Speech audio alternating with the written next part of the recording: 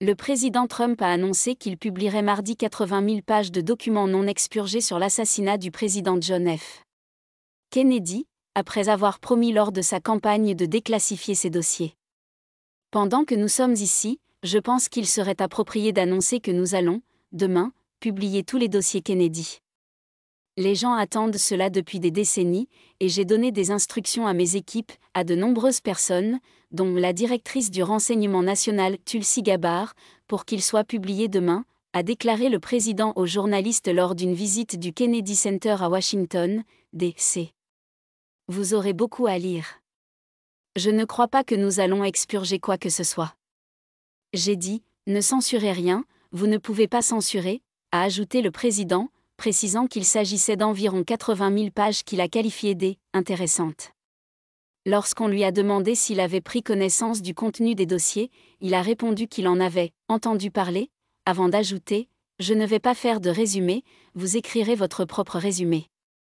En janvier, Trump a signé un décret ordonnant la publication des documents du gouvernement fédéral liés aux assassinats de Kennedy, de l'ancien procureur général Robert F. Kennedy et de Martin Luther King Jr. Ce décret demandait au directeur du renseignement national et au procureur général de présenter un plan dans un délai de 15 jours pour la publication complète et intégrale des documents relatifs à l'assassinat du président John F. Kennedy. Trump avait promis lors de sa campagne en 2024 de déclassifier les documents gouvernementaux restant sur l'assassinat de Kennedy, un sujet qui suscite l'intérêt du public depuis des décennies. Kennedy avait été assassiné à Dallas en 1963 par Lee Harvey Oswald, et de nombreuses théories du complot ont circulé, évoquant une possible implication de la CIA ou la présence d'un second tireur. J'ai dit pendant la campagne que je le ferais, et je tiens parole, a déclaré Trump lundi. Il avait fait la même promesse lors de son premier mandat, mais avait finalement gardé certains documents confidentiels pour des raisons de sécurité nationale.